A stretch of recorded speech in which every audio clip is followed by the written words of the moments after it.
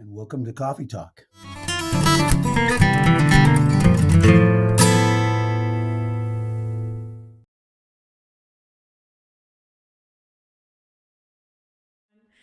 I'm Kim Perlak. I'm the chair of the guitar department, and welcome to our coffee talk this week. We've got Mike Williams, professor of guitar, with us. Hey, Mike, how are you today? Doing great. Glad to be here. Great, we're glad to have you. And as usual, we have assistant chair Cheryl Bailey. Hey, Cheryl. Hey, everybody. And our senior coordinator, Ian Steed. Hey, Ian. Hey all, coffee Hey, cheers. coffee cheers, everybody. Mike, what are you drinking this morning? What do you Well, have? I've got coffee, and it has a shot of espresso in it too, which is a little bit out of the ordinary because I've kind of already had my quota of coffee today. But since this is a coffee talk, I had to have another one. So just if I'm talking too fast, slow me down at some point. And this is a special occasion, so I brought my old Day of the Dead cup, which is Ooh, a favorite Ooh, old cup of mine. oh, And that I sounds have to be great. careful. It's a little fragile at this point, but. So I don't. I just bring it out for special occasions like this. that's great. So, Cheryl and Ian, there was a time in the office where we did not have a coffee machine. And the idea was that it would help us take breaks and go for walks. And so often, Larry Bayona and I would find Mike, or Mike more often would find us. And there was this great coffee place, Mike. And I think I remember correctly, it was the Wired Puppy. Do you remember going down there? That was pretty cool. Yeah, that was good. Yeah, yeah, and it was And close by too. Close by. it was close by, and they had this dark roast called the Hair of the Dog. Hmm. And that was like, I remember we would say like, oh man, Mike would always be there. Hey, I got you one, and it would pump us up for a little while. It was good. That kind of went way all the way back to my earliest days at Berklee because I used to run out and grab coffee for Bell Levitt. You're taking a lesson for him. If you're going, because he would always see me late in the day, and it would be 4 o'clock, 5 o'clock, or something. And hey, you want me to bring a coffee? And he'd always, bring a coffee. And but the Wired Puppy was cool because they also sold accessories for. I had a hat, Wired Puppy hat, and I gave those as gifts. And I even bought the dog collars for our dogs and things like that. About their accessories. We were fully accessorized from the Wired Puppy. That is so great. I used to do that too. I all through all my jobs, I was always the coffee delivery system. I feel like, it's good karma, you know, and it's not a bad relationship builder, really. When you bring someone a coffee on a long day, it's a good one. It seemed like a tradition in the guitar department, really. It Yeah. was by the time I got there. So it's just like carrying on the tradition a little bit. That's great. So, Mike, speaking of that, one of the first questions we ask everybody is to recall first days at Berklee. And for you, you had a number of them as a student, I think at least in one capacity as an undergrad, and then as a faculty member. Oh. So, is there anything in particular that stands out to you about any of your first days? I remember the first day or two of Berklee pretty clearly still because I had worked hard to get there and kind of practiced for a couple years while working a full time job in Northern California to get there. So I was just amped up, and I was an older student when I went there. So I get there and did my placement audition originally, and then I got this schedule, and this was all within the first day or so, and it said this particular ensemble I was put in. And I had a question about it. So, guitar department, fifth floor. I go trudging on up, and I'm walking up the stairs. At the top of the stairs was Larry Bale standing right there in the hallway and asking. And he says he could say that I was lost. He said, "May I help you?" And I said, "Yeah, I have a question about this ensemble." And I think I mentioned this at his retirement when he left, I think, but he gave great advice then, and that very first day, that was kind of my first day in the guitar department. And if it wasn't that day as well, it was within a day or so of that I auditioned for William Levitt's ensemble. He had this. It was a kind of a high level reading ensemble in Berklee and a respected guitar department ensemble. And here comes Mike, a brand new student at Berklee, walking up there to Bill Levitt's office. And so I had my audition time. I go in, and there's a rhythm section sitting there. I can't remember who was on drums, but Jim Kelly was playing rhythm guitar, and I think it was either guitar or bass, and Charles Chapman was playing the other one. I think Charlie was playing bass, and Jim was on guitar, or Jim was on bass, and Charlie was on guitar. And Bill Levitt, being the gentleman that he was, had such great, just such great presence and such a great vibe, such a welcoming vibe and everything. And I'll never forget going in there. I played a blues. I think I played a straight no chaser or something like that, and I'm pulling out all my jazz licks and everything like that. And right after that thing, he said, "Man, I love that. You play some dirty blues." I'll never forget that expression. But then, but then he said, "Well, let's try some reading, right?" And he gets a guitar chart out. He puts it in front of me, of course, and it's this what's the name of it? Holiday for Strings. It's in two, and it's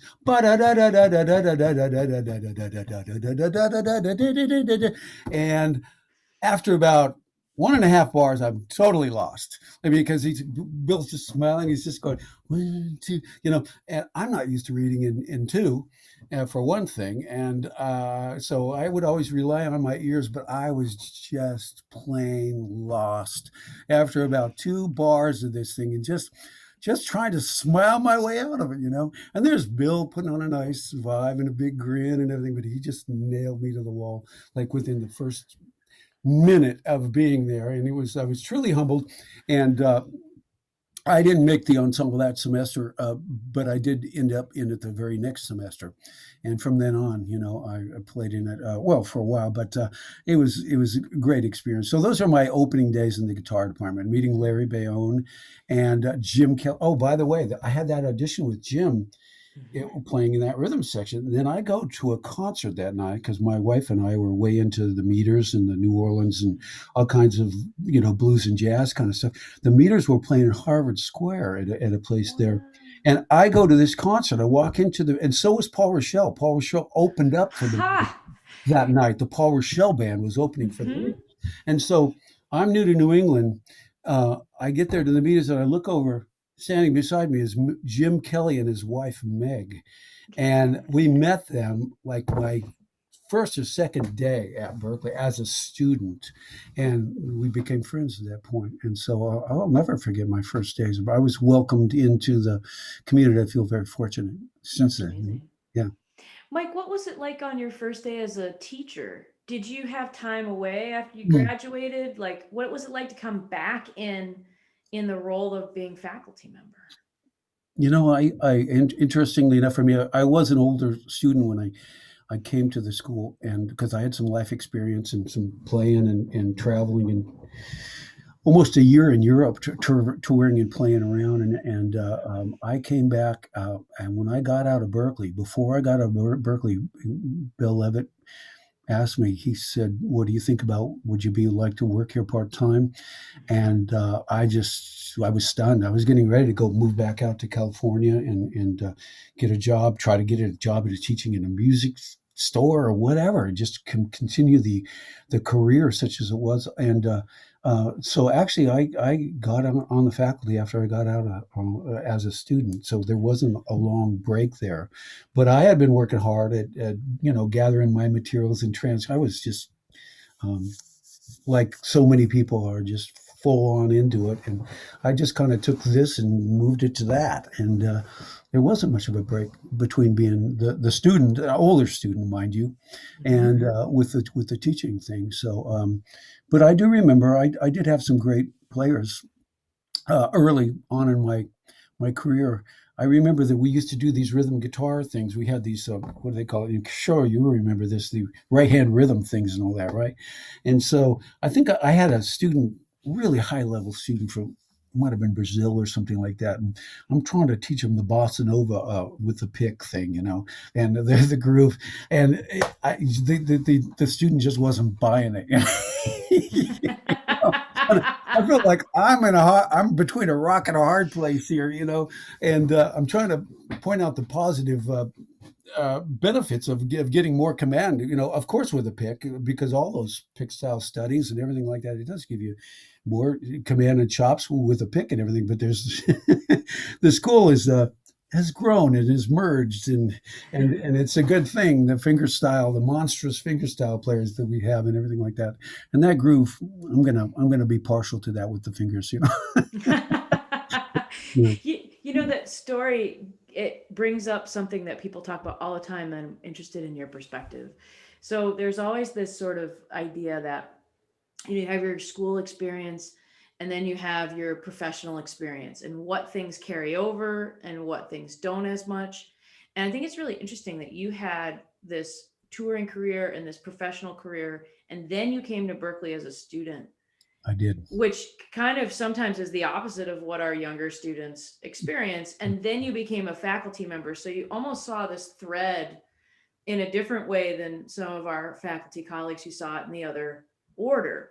And I'm Right. wondering, what is your perspective about that? Like, what do you feel like you gained by coming with professional experience as a performer when you were a student? And then how have you balanced like the benefits of both of those experiences, like in college and then on the road, so to speak, in your teaching? Right. Okay. Well, that's a good question. I mean, I didn't have a great teacher in the years that I got out of high school. But there were great jazz players that came up to Northern California where I lived. And so I got the opportunity to play on a lot of gigs just with really great players that as were escaping LA and in San Francisco to be up in where I lived in Humboldt County. And we just had this monstrous collection of jazz musicians that just gravitated there. And these guys and people would want to come out and play for $25, if you had a Monday night in a club, just because they wanted to play tunes. And so they would put up with us younger players that we would get the gig and they would come play and just more or less put up with us. But I'll never forget learning the lessons on the gigs with this sax player that or few that we used to have up there you could sit in and just absolutely go to toe with any of the heaviest players that could come to, and because Northern California was that West Coast stretch of between L.A. and San Francisco, and then Portland and Seattle. So there was a West Coast scene out there, and so we'd get all the West Coast players coming through, and these guys could hang with any of them, a few of them. So it was a great benefit to me to be able to get on the gig and just learn to play. And I was transcribing and learning. I learned to write music by just I want to play this song, so I've got therefore, and these horn players can read. Therefore, I need to learn to write it out, and I knew to learn to transpose and all that by hand, and all that. So there was that element of that playing, which was a great for me, But coming to Berklee, by the time I was probably 28 when I was there, so I really was an older. I really felt like an older student, and I was. But I also knew that Berklee was made that way. It started out as a trade school in the older days. You'd have musicians coming off the road, and that was my image of Berklee. And they allowed me to come, and they embraced me. As a student when I got there, they said, "Well, welcome." But yeah, it's much different than being a 17-year-old and showing right out of high school, because I actually remember taking my English class and having some students in the English class. Peter Gardner was the teacher, who's become a great friend over the years, and he lives in Arlington, and I see him at the Y. Well, when we go to the Y, put it that way. But I know he's a great friend for all these years, and I think it was his first semester teaching there in liberal arts, and there was some youngsters in that English class that were downright misbehaving and everything like that. I was embarrassed as a 28-year-old at that time that about what's going on, and I gave it my best effort all of my classes at Berklee. But it is a different. I would have not walked in with very good ratings if I was 17 when I got there. So I had the benefit of coming in to getting the classes with Herb Pomeroy and all of the very best of the teachers. I mean, I don't mean to say the very best, but the people that put Berklee on the map, and I always tried to get classes from John Laporta. I always wanted to, Yeah. but my ratings were too high at the time. I would sign up for the ensemble. I want John Laporta's ensemble. They go, "This is a level 2 ensemble. You can't take it." I just want to study from John Laporta, Mhm. And I went to his workshops and classes, but I never got to take an improv class or anything, but it is different, and for me, it was only because I was older. I had more life experience, and had I been 17, I would have been right in the right in the beginning, more beginning level. I really would have. So I don't know if I answered your question. Yeah, you really did, and I wonder how that perspective, sort of knowing what you experienced before school, how does that affect your curriculum when you teach students? Do you feel like it gave you a perspective of like what they might need in terms of application of materials or something like that? I think it does. I mean, I think it all helps everything because we're always continually learning. I mean, I make it clear to my students, my students that I'm still a student myself, and I'm just might be further along than them. But when somebody gets to the school that maybe some of the more inexperienced students that haven't learned, some of the elements that they need to have, we focus on that. And I always ask them first thing off is, what are your interests? Where are your goals? What do you want to do? Where are you coming from, and where do you see yourself going? And because we need to think about that as teachers and try to, but adjust our curriculum. But some knowledge of the fretboard, and we could get into teaching the challenges of teaching remotely right now as well. And I am, because there's certain things that really come through that are really important. It's one thing when I'm in a room with a student. I think the more advanced students are in some ways easier to teach because I can just tell that person, say, well, we did this today, go check this out and let's play this next week. Transcribe this out of this solo, look this up and let me know if you think that you like this. If you don't, check this one out, and if you don't like that, bring something that you do, and let's do them all anyway. But the advanced ones, I think it's sometimes the ones that don't have as much experience are that's a special set of challenges, and so for me it's should I get into that right now? We can in a minute. What I want to just note for people listening though is it really sounds like coming from a different part of your career to being a student really primed you to be a lifelong learner and to see it that way. It's not like, oh, I go to college and now I'm done with learning and now I'm going to apply for the rest of my life. You really came in with that mindset. And I think to be a 28-year-old and to say there's more for me to learn and make the choice to go to college is that, and maybe that's something that those of us who went the other way, like went to college to kind of build a foundation, it's good for us to hear your experience that, hey, listen, this is the step one, right? Yeah. And you're going to keep learning. That's exactly right. I mean, by the time I got on the faculty, I was looking around at some of the other teachers that are there and saying, oh, look what these people are doing. I mean, there's my good friend Jim Kelly, for instance, that we all know and respect. And I was fairly close with him at that point. And I saw the wealth of tunes that he was writing, the transcriptions, and not just him. You look around the guitar department, you find that with so many of the players. But yeah, it's easy to be motivated when you're in this environment, And you also have to get some sense about who you are. Where do I fit in there? Because I can't be this person. I got to be who I am and try to embrace my, where my heart is. And at some point, I just came to the honest realization that I just love the blues so much that everything I do has blues in it, and I'm not gonna apologize for that. At some point, it was like, well, I'm just a blues, But I mean, whether it's jazz blues or whether it's straight blues or whether it's people funking out on jam band kind of stuff, those elements of the blues are always in my playing. I had Berklee teachers, the best of them, telling me, man, I like your playing, you're a bluesy player. And I never even thought about it. It wasn't even an element. It just came out, So at some point I just realized, hey, there's room here to be a blues player and to feel good about it. So that's try to find my spot, because I could always walk to the hallway down the hall and hear the people that are doing, something else 15 hours a day. And they're great at that as well, so.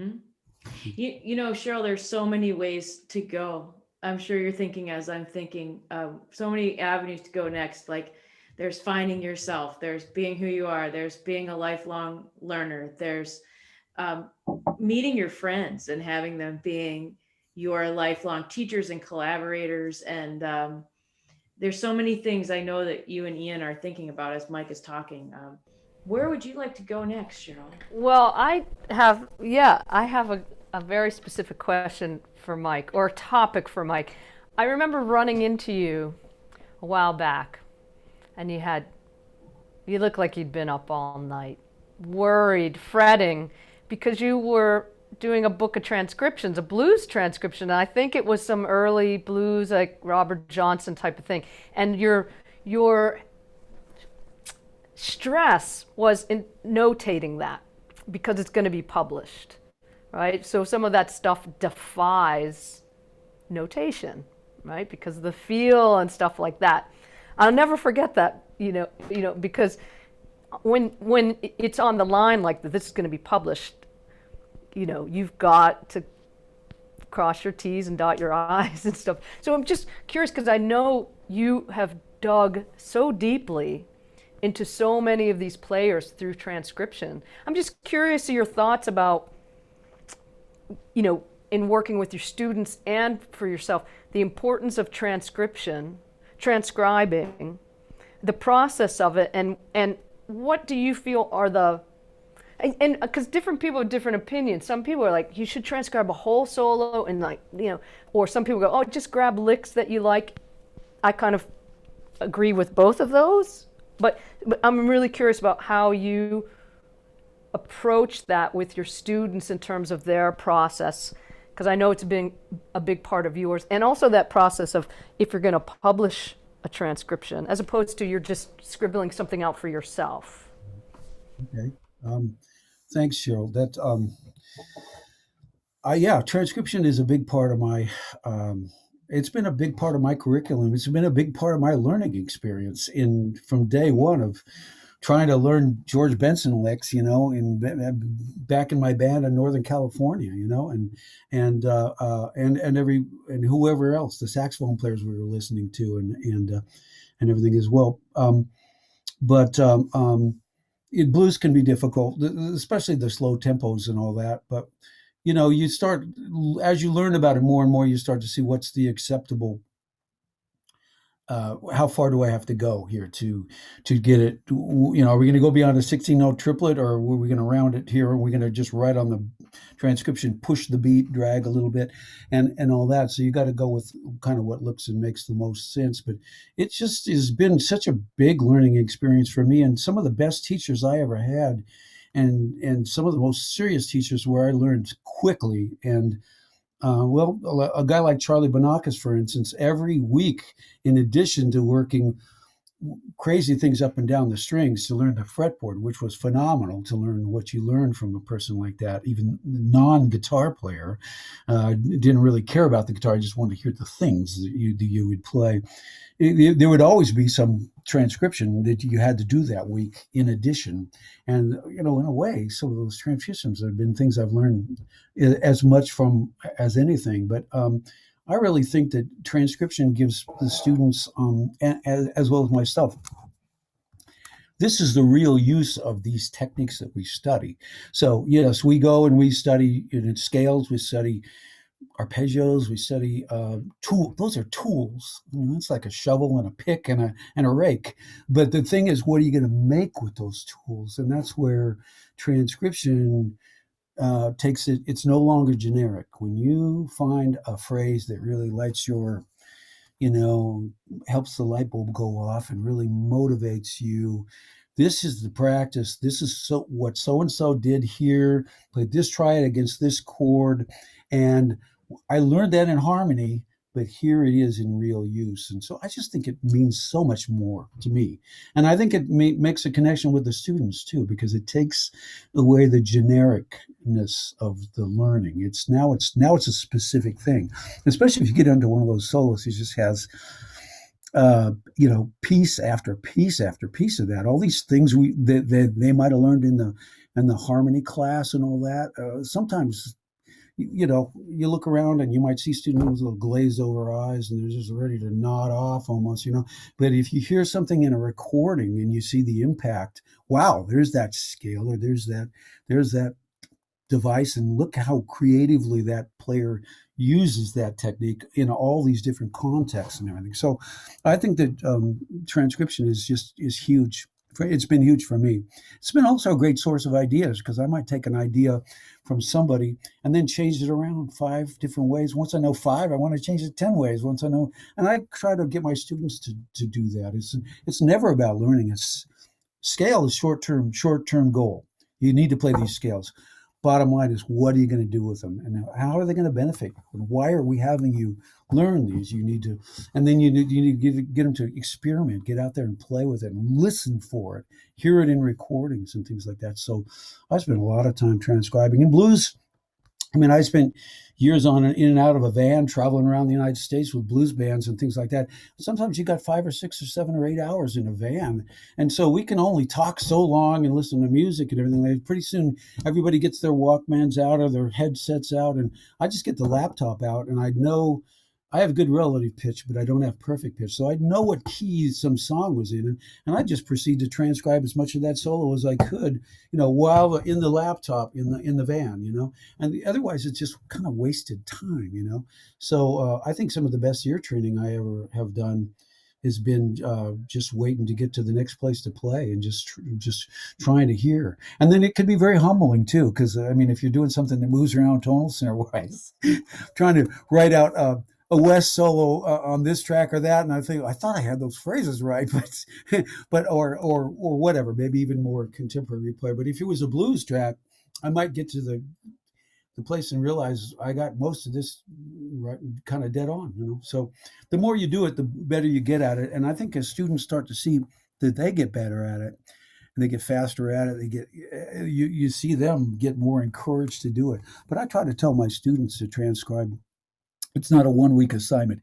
This is something you need to do for the next 5 years, and make it a little part of your day, 6 days a week if you can, 5 days, 6 days a week. Don't do it for an hour and a half nonstop 1 day a week. Do it for 20 minutes or 15 minutes if that's all you can find, but do it 6 days a week, and then look at how far you came in 3 months, and if that should motivate you to keep going with it, you know. So I really try to tell people, or to really encourage them, to transcribe as a long-term part of their practice. Yeah. Anyway. That's fantastic. I have. Are you? Do you insist on them being written out or from memory? Okay, that's a good question too. I well, I have my opinion about that, and it may not be the same as everybody, but I basically tell them, well, let's think about the definition of transcribing. The definition, I believe, means to write out. So to notate, okay? So sometimes I'll ask people to transcribe something, and I'll show them all the, you know, here's 32 things that I just did, or I didn't just do it, but I've done it. And then they'll come in the next day and I say, did you do that? And he said, they might say, sure. Well, show it to me. Oh, I didn't write it out. Transcribing means writing out. So I also like to explain to my students that learning by ear is great. It's fantastic. It's really a great thing to do. It enhances our ear, and we can take those techniques and we can learn and we can evolve. But if you write something out, it makes us a lot more gives us more communication skills with musicians that know how to read. Like if you're working with drummers and rhythm sections and keyboard players that are, you know, better reader than I am, or we are, whatever, they can learn your show, your 40-minute concert in the green room in 10 minutes before you play. And how many times have we done that? A lot of times. If you're playing with musicians that can read. And why am I able to write that out is because I've transcribed those rhythms that I already learned from the drummer. How do I define a drum groove I want and speak in drummer terms? So learning to write gives us the rhythmic accuracy, more rhythmic accuracy. It makes us more articulate in what we, want to communicate with musicians and need to communicate. So that's a step beyond. do playing by ear. And it also gives us the ability to set us up. Now I've got something written out. Now let's analyze it. Let's see what's on that page. And it's there. We've documented it as best we can. I mean, sometimes I think of my transcriptions as living, breathing things, because I might find a note or more that I had wrong. Sometimes the knowledge of theory can almost trick the ear sometimes, like you're hearing an F minor chord, but that soloist is playing an A natural against it, and it's in a high range. It might be a trumpet player, and your ear says, "Oh, that must be an A flat," And so then I'll learn, maybe 2 years later, 3 years later, oh, that's an A natural. So just the knowledge of theory, but analyzing once you have written it out. That's just the beginning. Now you got to analyze it. Now you got to figure out how to. Once you can play it, now the real work begins. What are you going to do with what you've written out? So I try to tell people that if you analyze something, it takes you 5 hours, or if you transcribe something, 5-10 hours to write it out, which it could. For me, I mean, to write it out neatly, to convert it to finale, make it look nice, make it look decent, format it decently. Okay, now spend 5 times that much time, just grabbing a number there, but way more time figuring out what to do with those phrases to make them more. That's where the real hard work begins, I think, anyway. The real hard work is figuring out what to do with that. So, Yeah, I think everything you're saying is just golden stuff, mhm. And I think there's that thing of, well, we were talking about this. We've talked about this when we had the interview with Alan Chase, or what. There's that thing, particularly when you talk about blues and the expression and the articulation. There's also that level of you're learning how to hear the notes, but then once you can hear the notes, you start to listen deeper into the tone, the attack, the articulation, the dynamic. Like that gets deeper the more that you really make this. I love this that you're talking about, making this a lifelong practice of something, because it's just going to get deeper and deeper and deeper through the years, in terms of it's like true listening. There's some like, whoa, I heard that, but no, if you listen deeper, there's so much more behind each note. Mm, You know? good point. Yes, that's really. I mean, you were asking a little bit ago about my beginnings of learning and playing and everything, and having the opportunity to play with some of these sax players. One of these sax players that used to play in Northern California with a fellow by the name of Barry Block, and he passed away a few years ago in Europe. Kind of an unknown guy, but he was a real genius player, and had a kind of eccentric personality, to be real honest about things. But at one point, when he took me under his wing every now and then, and would let me in on his world, at some point he said, "Mike, I know you're working hard on music." He said, and I was at his house, because I think I was buying a reel-to-reel recorder from him at one point, and I look, and his whole house is full of jazz and bebop, vintage, vinyl and everything like that, and he could really, really play that stuff. But he says, "I'm going to tell you one thing: don't just put music on for background. Whenever you put music on, you as a musician need to listen, and you need to listen for the lines that are moving in the accompaniment, and as the soloist is playing, there's line that's moving, and listen and work to hear the chord changes. Don't just passively listen, actively listen, pay attention." And he made a real impression on me. He made an impression on a lot of people, but I was one of the ones that was fortunate enough to be standing close by, and getting some of these listening when he didn't offer a lot of nuggets verbally. It was more about just, this is how it's done playing wise, right? But when he told me that, I listened, and I've taken that. I've passed that along to a lot of students, and I give him credit. It wasn't me that made that. I learned that from him. So anyway, that's been a gift that I got from him, is to really listen, and I internalize that with the transcription thing, because I mean, it is one thing to put a CD on and then just go vacuum the house or something like that, and background, that's okay too. We can do that as well. But if you're going to listen to music, and try to learn from it, you really have to try to, what's in this, what can I hear, what are these chord changes? I mean, how many times have we learned songs on the way to a gig? If I've got a 2 hour drive, I that's my best listening, almost, is in the car if I have a gig. you know which is, the COVID thing kind of shut that down a little bit.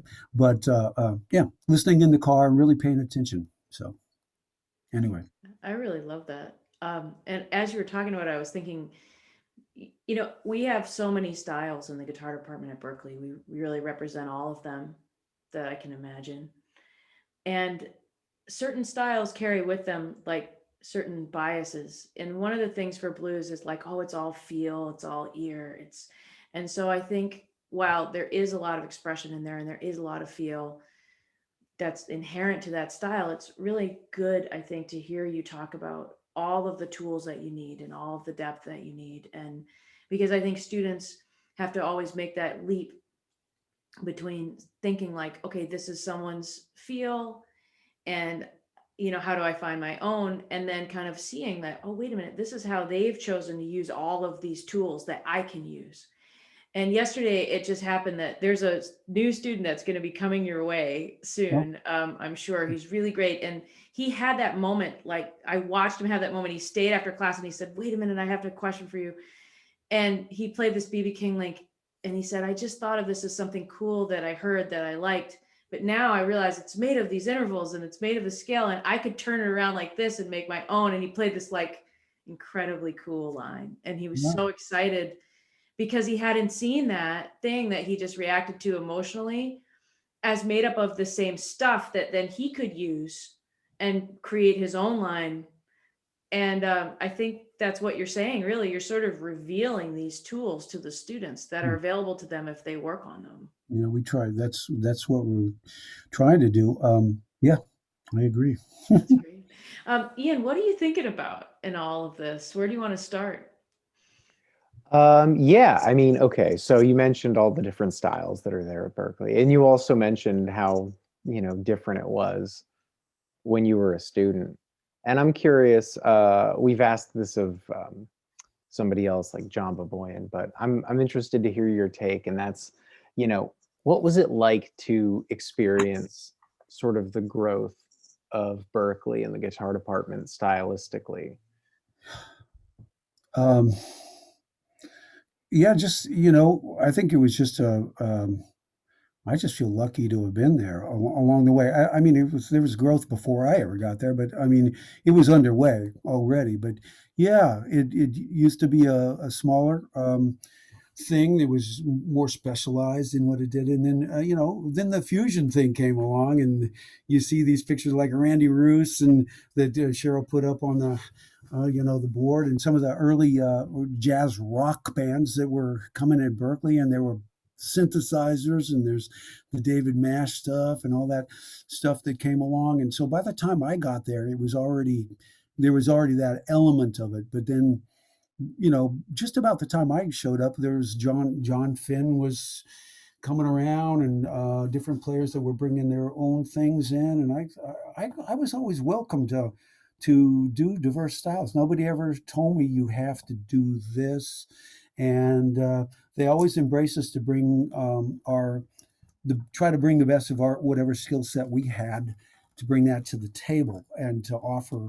Yeah, I just think there's been this natural growth that has happened, and then under direction of Rick and Larry and Rick, when they were at the helm, they welcomed other players and started hiring these amazing wealth of players that have come on. After the initial group that was mainly hired by Bill Levin and company and all that. And it's just been a natural kind of thing where these different styles that maybe weren't represented enough have become representative and, represented at the school. And I just think it's really a great thing. I mean, I know when I got to school, this was in the 80s. I would go down to the 1369. They used to have a jam session there in Inman Square. On Sundays was a blues jam. That place was packed every day. And we'd get in there and it would just be a squalid, sweaty mass of people dancing. And that's just the musicians waiting to play, you know? I mean, that was a great experience. There was a real sense of community there. And I learned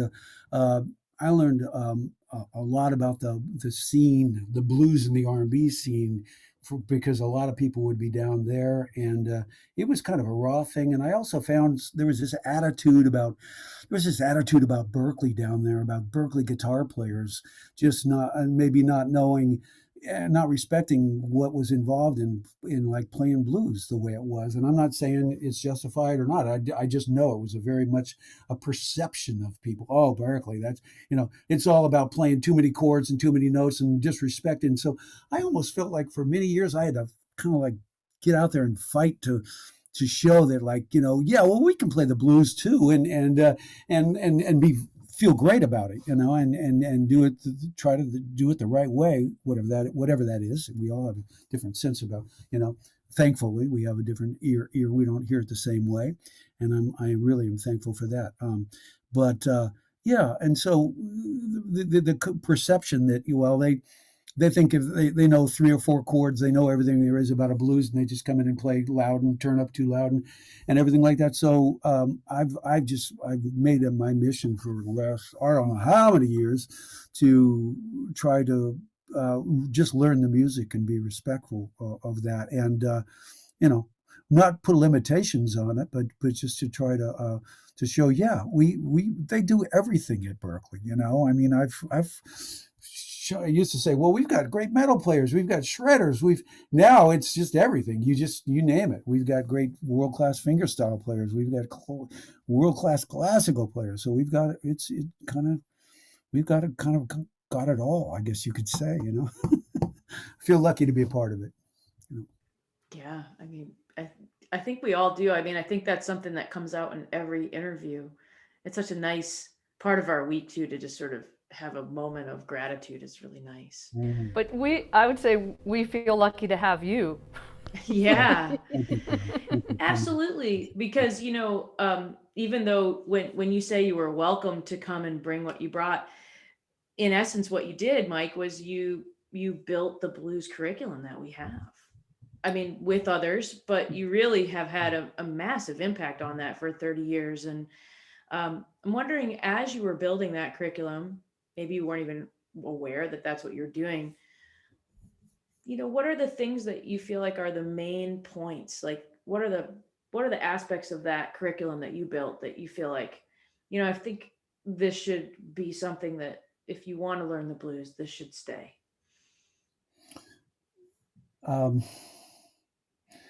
Well, I think learning about some of the key players that came along. I'm more of a, I'm always a student of everything, but I'm a bit more knowledgeable and more experienced with the post-war blues than I am with the pre-war. And so I love the old country blues stuff and all that, but I am a student of that, more a student of that. So, and I'm working on that still. It could be a little more consistent with my work on that, but I'm working on that. But the understanding about the post-war players, and beginning with the likes of T-Bone Walker, and Lonnie Johnson was a great jazz and blues player as well. One of those that was the best at kind of both of those, and then all the players that descended of that. And I'll start mentioning that to players, and I'll start showing them and transcriptions and listening to tracks. And we've got such a wealth of great recordings on YouTube and everything. And I'll just see the light bulb go off sometimes, and this is where I want to go. And but I think just understanding also everything that's involved in playing whatever style you do. It's not like you just learn a couple techniques and you go out and do it. Blues players need to learn how to take turnarounds. They need to learn the nuances, like Cheryl, you were talking about all the dynamics, all the differences in picking style, the volume stuff, the things where you're moving, and not to underestimate all of that in that style, because there's a lot more to that than people if they don't understand the blues, they will underestimate what's kind of involved in it. I mean, as long as I've been playing it, I love like the jazz blues thing too, and I could just stay on that all day long. I love that, but if I'm out playing, when I was out on the road with like James Cotton and some of these really, you know, blues band, and I never would get bored playing that because I'm just trying to get it right, from my perspective. I always know there's something, okay, that was pretty good, but I always have this mind that says, well, I can always do better if I keep working at it. So it's that student. I still have that student in me. But I think we need to be respectful and really look for the nuances and the things that make every song different, because there's this generalization that every blues tune is the same, and now that's what people say that don't know the blues, because you got to understand the nuances of the playing style of the again, the turnaround, the phrases that the guitar player may play that make that, or the one chord progression or two that, if you're playing Freddie Freeloader, you got to know that the chords aren't the same as a 5/4 turnaround or something like that. Every little progression is different, and that's what makes that song unique. So we need to look for that, and that's what the students. I try to get that across. So I feel fortunate to have had the opportunity to play all these years there. I mean, I'll go back to my buddy Jim Kelly again. He had all that blues stuff too. It's just he does so many other things so well, and you just can't pigeonhole him into one thing. But there are players we have that can hang with anybody, and whatever style they kind of choose to play. But again, I make no apologies for just loving the blues. I love that. That should be a T-shirt for you. That could be a great Berklee guitar department. That's a great. I make no apologies for loving the blues. That's actually a tune. There we go. Yeah, by the way, you could be heard it here first. You can, when Mike comes out with the tune, you'll know where it was born. Hey, Ian, there's a question that you always ask. Yeah, I think it's actually pretty apropos to the people not realizing sort of the depth of what you do, sort of just only noticing what's on the surface. And that's this question that we ask everybody, which is, what is a question that students should be asking that they might not think to ask, that's not on their mind yet? I thought I had an answer for that, and I don't. Let me check my notes. I'll get right back to you. No, I'm kind of kidding. What question that students should ask? Sure, just like something that they might not even be thinking about. Well, a lot of time, okay, I have a thought about that. Sometimes, quite often, students don't ask about like a practice routine, for instance. And when they do ask about a practice routine, I'm just thrilled, because I have this avenue. I've got these things that I know are, or I feel are important. And sometimes they don't ask about that and I use the expression that sometimes I've seen students, and I've been this place myself before, I feel like I had so much to do, so many things that needed to be worked on, that I didn't work on anything, because you can just get overwhelmed with all these things we don't know on these topics in this vast, especially as a younger person, if they're coming in, they don't have maybe as much experience. There's all these things we don't know, and so it can be overwhelming. So I think sometimes they would be well off to ask, what do you recommend, or what are some ideas for a practice routine? And when people ask me that, I'm thrilled to share with them. I mean, if I may go into that for a second, I remember in my early days of playing, there were not great teachers. There was a classical teacher that showed up in our local music store in Northern California.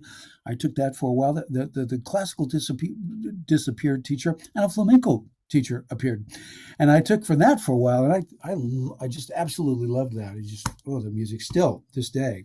And anyway, there's something I could follow up on that in my life experience, but I'll stay on topic for now. And then a jazz teacher showed up at this local music store. I think I was just wanting to play rock and roll, but this teacher proceeded to show me, I remember you, the changes of that. And so I started talking about Grant Green and this was like a hipster bebopper guy. I thought this guy's old. He's probably 40 years old, at the time. I think I was 16 or 17 taking guitar lessons, paying for them out of my own money, working jobs, local jobs and things like that. And so the local music store, okay, where am I going here? Help me out. We got to edit this. Practice routines. This is great. Yeah. Oh, thank you. All right, okay. So, practice routine. Wait, this is a good moment because sometimes you get distracted when you're working on something, and this will help you bring it back. All right. So, practice routine. All right. Don't start rolling yet. I'm not there. Let me bring myself back into where I was going with this. All right. Okay. Okay. So.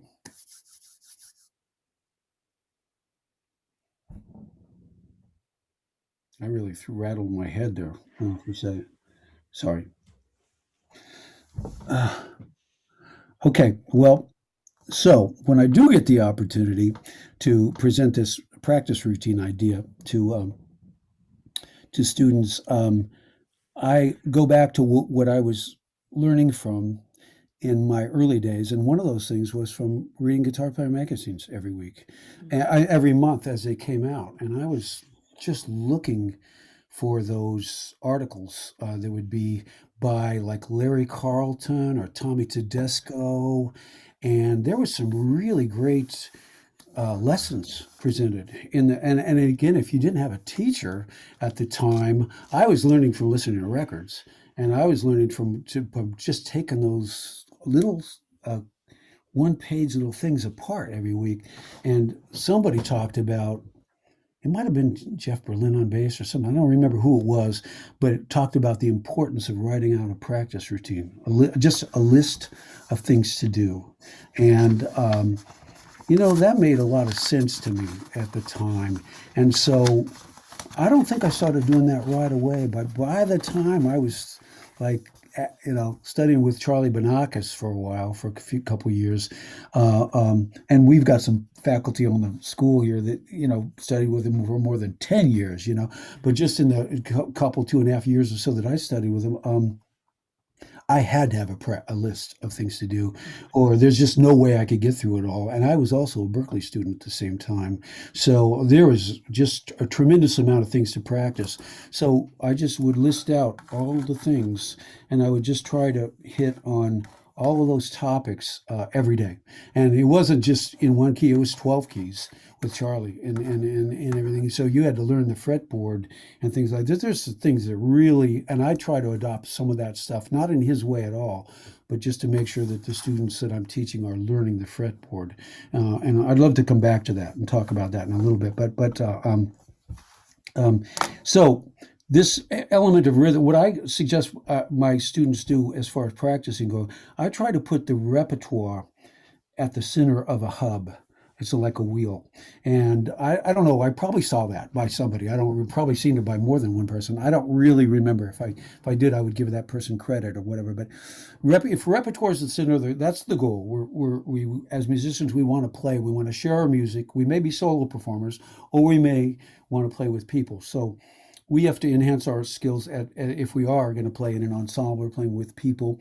And I consider repertoire, everything I practice ties into this repertoire thing, and I try to get that across to my students. So I basically say, okay, now maybe we're reading a melody out of a real book. That's one way to access music, one way. And if we're doing that, we're learning songs that we want to play. And I often ask them, I want you to put together a song list for yourself. Tell me, show me your repertoire. Show me, maybe you're working on jazz. Maybe you came in with some Brazilian things. Maybe you have a lot of rock. Maybe you love blues. Let's see your repertoire. What do you have under your fingers right now in your repertoire? And make a note if you need to. If you don't know the head, if you don't know the head, you need to put a little asterisk on it, because too many times I've been caught down the road like, oh, I know that tune. Well, you play the melody. Oh, I don't know the melody. I know the tune, but I know the no. You don't really know the tune unless you know the melody, because if we're going to be an informed soloist, the melody is the original take. That's the theme. Everything we do after that is a variation on a theme. So learn the head, and then also, oh, I kind of know it, but I don't have the changes memorized. I kind of need the chart for this. Okay, then you don't really have the tune memorized, and you can't think ahead, because thinking ahead is part of playing, and it's not what I'm on right now. It's where am I going, and with the thing. And so reading, this is going to enhance our reading skills to work on this tune out of a real book. And that's one way we can work on our repertoire, is to learn those songs that you want to learn, that maybe there's 10 or 12 or 30 in a real book that you want to work. So that'll be part of what we do. Now, we need to work on rhythm guitar techniques on playing on that song that we just did, that we're adding. We've learned the melody, we've enhanced our reading skills, and now let's work on all these ways of playing rhythm guitar on that in these different contexts.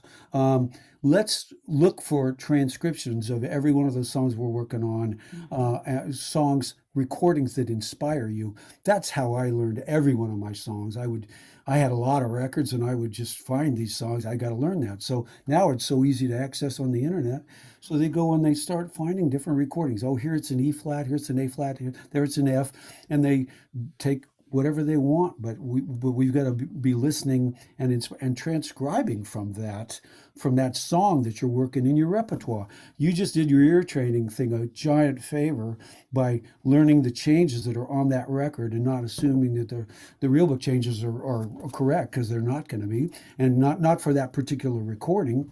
And so, you work at transcribing, and you, again, that's ear training right there. Now, once you've got that written out, you actually analyze what the soloist has done. So your analysis has just progressed, and now you've got these techniques that you're looking at. Let's put them to work with improvising over it in our own way. Let's reuse those things that person did on that recording, and there's a series of recordings, and then in addition to that, all the scales and everything you're practicing, the scales, arpeggios you're doing as warm-ups, that's all coming into play when you play over your repertoire too. So repertoire encases everything we work on, and I mean most everything, and that's how I view it anyway, and I try to pass that along to my students. So back to the practice routine, try to look at these different elements and put them on a list, and write out 5 or 6 or 7 things on playing. Well, I ask them also, what's in your life right now? What do you need to practice?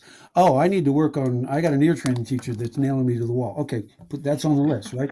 And I also remind them that ear training is not separate than the musician we play. Because so many times I've had musicians, especially maybe some of the younger ones that are coming in for a semester, they're just, I hate my ear training class. It's just, I don't want to be doing that. I just have to explain to that person, these things are not separate. What you hear in your ear it comes out in your music. They are one. So if you're having trouble with that ear training, we need to work on that. You need to work on that, and I'll help you with it even, if I can, which I can. So anyway, all those elements come together. So I'll write out a list of 5 or 6 or 7 things according to what's on their list. They've got an ensemble. They got to work on these songs, and so that's their repertoire. Some of the repertoire we can work on, and that ties the lesson in with the ensemble, because that's one of the things we should be doing as teachers, is helping with them playing in the ensemble.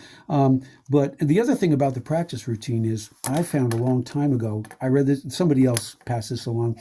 It's not so much sometimes exactly what you do, but the fact that you're doing something, because there's often more than one right answer as to how you can achieve what you want to do. The thing that's the wrong answer is not doing anything with focus, because you got overwhelmed. So write these things down, and if you're severely limited with your practice time, if it's 2 hours a day or 1 hour a day, you just give them the best you can, but you come back at it at least 5, ideally 6 days a week, or ideally 7 days a week. But don't try to do it in one practice session in 1 hour, a 2 hour, 1 2 hour chunk on Saturday. That's not going to get it. You got to do it every day for little bits of time, and that way the mind can work on it. The subconscious works in your sleep, or keeps you awake like it does me. But it works in our sleep, and I learned that a long time ago. The mind, if you practice that way, and that's common knowledge. We all kind of know that. Short bits, but to do it on a regular basis. And so, just getting them to write these things out, and it helps. I think it helps bring things into focus, and it makes things less overwhelming, because somebody said you don't try to do it all in one day, and one of you said that earlier, and that's so true. What Mick told Larry, I saw a while back on one of these things was, you do it a little bit every day, and you just, and then you feel good about it. You feel good. Yeah. In fact, I made a progress today, and don't be depressed about it. Go out and take a walk, get some air, take short practice sessions, and get up and walk around after an hour. Take a walk. I'm thankful I've got the dogs to walk, so anyway, a little bit about practice routine. So. Yeah, but I love what you're saying about the daily thing, because some people think, well, if I don't have 6 hours a day to do it, then I'm going to not do it. And you'll have a student that comes in, and you get into some reading, and they're stumbling, and they say, well, I practiced it this week. Turns out on Saturday they did an hour, and so how are you going to learn that way? If you took that 60 minutes and you did 10 minutes like 6 days a week, 10 minutes 6 days a week, Yeah. same amount of time in the week, but it's more effective time in the week to have the daily routine, right? How you're because you did that hour on Saturday, and now it's Wednesday. You're spending the whole time trying to remember what you did all those days ago, as opposed to if it's 60 minutes you have to dedicate to that, just do 10 minutes for 6 days, then you'll wow, okay, this is working for me, And, and the reality too, though, is that, I love that image, but, the reality is at a certain time in your life, 10 minutes a day isn't going to cut it, even if you do it. You really do. Maybe you need 6 hours a day, every day, because that's just how your mind works. You have to give yourself that chance. And one of the other things I loved about what you said, Mike, is, like the way you described it is exactly what happens, like your life experience you had. I was a kid, and I had some flamenco lessons and classical lessons, and I had these things in guitar player, and then these records. And you can see how already that would be overwhelming. And then as you were excited talking about it, you're like, wait a minute, what will bring me back on track? And what brings you back on track is exactly what brought you back on track in our conversation, is your practice list. Yeah. Because you see, like, once you get really deep and you go below the surface, there are so many things, and it's easy to get overwhelmed. And part of it is that we all have to keep coming back to the list, whatever it is for that week that we can get done. Yeah. Yeah. I mean, I remember, Cheryl, I know we both come from the guitar department here as well at some point, but you remember Charlie Chapman, and I was taking classes from him. I took that ensemble, that Bach ensemble and all that. I loved that. It was fun. But Charlie was a very good reader, and it was Charlie that reminded me many times when I came to, it changed my reading practice a bit, because I would sit down for an hour or two and just try to read, and then before I came to Berklee, and I mean, it would be fatiguing, but he advised everybody. He loved to tell people, keep the practice sessions short, 10 minutes at first, but do it more than once a day if you can. You're much better off if you do 2 or 3 10-minute sessions, and you try to sit down for half an hour or 40 minutes. He said, this is a quote. He said, reading's like lifting weights mentally. You need to be 100% in the moment and focus on reading. You can't be thinking about the bacon cheeseburger that you're going to go get, walk down the street for lunch, or you can't think about what show you're going to that night, or you can't let your mind start drifting. When your mind starts going like that, just start practicing scales or arpeggios or something, motor skills, because you can develop some of those skills when your mind isn't fully there. If you have to make a decision about that, there's things you can do for muscle memory, and there's things you need to do 100% when you're doing it. And reading is one of those. And so keep it short. If you don't have much of an attention span, just keep it short and come back at it. And I try to remind my students to do that. And then that also gives them a chance to work on the reading thing a little bit, because if they think I have to have an hour to do this to get better at it, they're probably not going to find that hour. But if it's more like 10 minutes a couple times a day, they might actually have a chance to get in there. And then after 3 months, they're going to see some growth. They're going to see some growth, you know. Well, you know, I had a friend who's a writer, and she was going through writer's block, and so you know she went to a workshop, and one of the things was just start with 10 minutes a day, and write for 10 minutes a day. It was, and what that was about was developing the habit. You know what I mean? Like she was avoiding it for whatever reason, and then you know she said maybe some night she'd come home and go to bed and forget, you know. To do, so she'd jump out of bed in just 10 minutes and get it done. But it was to establish the habit, and once she could do that, then she could do 15, then she could do 20, and then she wrote her novel at the end. You know, it's kind of like, I guess you could say it's like turning the tap on in a way. I mean, that somebody explained it to me that way a while back, is like the idea of writing, trying to write music and little melodies and things like that. And I've gone through periods where I've written music, and there's periods of dry spells where I just got away from it as well. The tap turned off, you know. And even for me, writing some of the music for these little, you know, final reading things and everything like that, every semester, if I haven't been writing very much during a semester, the tap kind of comes back on, and these little melodies start coming, popping. When you do that every day for a while, it kind of primes the well, and you just, the ideas start coming that way, you know. So I totally am agreeing about that, you know. I really love this discussion because there's so much here for everyone to keep going back to. I feel like, Mike, this is going to be one where people go back and listen over and over again to get some good ideas and some good tips. And I think we should plan to have you back and do just a practice, get to know your guitar round. And but I wanted to share a couple little stories before we sign off that I remembered about Harry Belafonte that I think you'll like. So he came to Berklee to get an honorary doctorate, and I had a chance to spend some time in person watching him. And then it was the scene where he spoke, and then he listened to the concert, and he happened to sit right near where I was sitting. So I got to listen to him, and I remembered what he said. And he told two stories that reminded me of things you said, Mike. One was he said that every great player in his band left his band to come to Berklee to learn, just as you did. And he said, so I've come to you to meet the thieves. And I'm sure that there are many band leaders that felt that way about you, and Berklee stole you from them and never let you go. He said they never come back. You know, they learn what they learn and they never come back. So thank you, stole from me, is what he said. And then the second thing was something that Ian said, you know, everything you're talking about is there's so much depth below the surface of the blues and learning the guitar that you've brought up. And he told the story. When he was a kid, Lester Young had asked him to come to Paris. And so at the time you could only get there the best way to get there was on a boat. So he was on the Atlantic Ocean, and Lester Young and Charlie Parker happened to be there, and they had gone up to smoke on the deck. And he thought, I'm going to hide out and listen to them. I want to hear what they're talking about, you know? So he was hiding, and he said he was listening to them, and they were smoking, and all you could see was just water as far as the eye could see, and the moon was out. And Charlie Parker said, Lester, man, that's a lot of water. And then he said there was like 3 minutes of silence. And Lester Young said, yeah. And that's just the top.